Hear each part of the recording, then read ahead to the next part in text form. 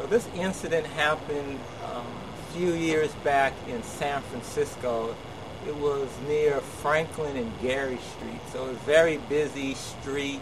Right at that corner, there's a Walgreens. So I was coming from, I was currently going to graduate school. So I was walking away from the graduate school along the side of the Walgreens and just walking on the street. It's a busy street. There's traffic steadily streaming down this busy San Francisco street, and there's pedestrians all over. And I walk by, and there's this man, and he's like chasing this little old woman around. Like she's trying to get by him in an opposite the direction I'm coming. And he's facing towards her, and he's screaming at her. He's very mad. He's outraged. He's saying, "You shouldn't have said that to me. That wasn't nice, and I'm not letting you by, and you're just a jerk."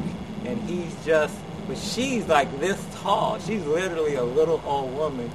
He's more about my side, but he's raging at her. But I walk by at first. It's like I can't.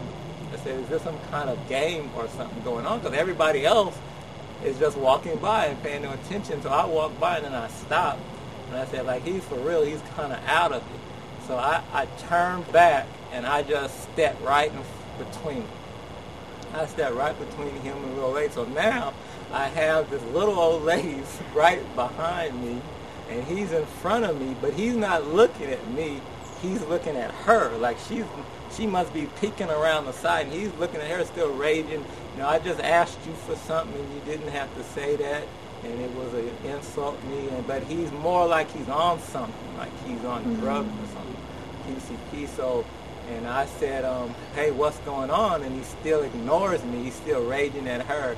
So I just stand there for a while, and he said, and I keep saying, "Well, what's going on? What happened?" So he finally said, "I asked her for something, and she was nasty." But he's kind of out of it, but he's not looking at me.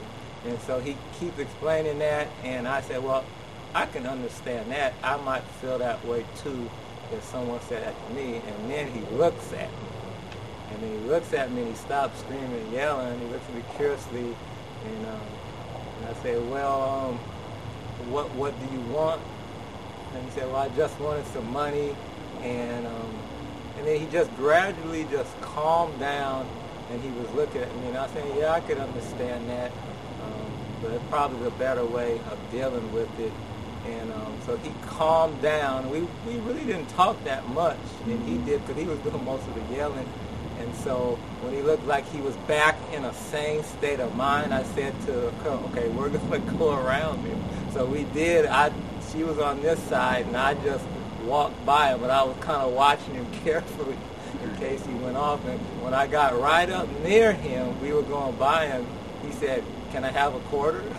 So I reached in and I gave him a quarter, and we went on by. So, and that was my transforming power story.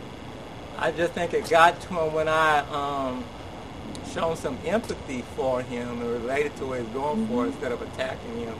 That brought him back when he looked at me. When I got him to look at me, it changed the whole dynamic.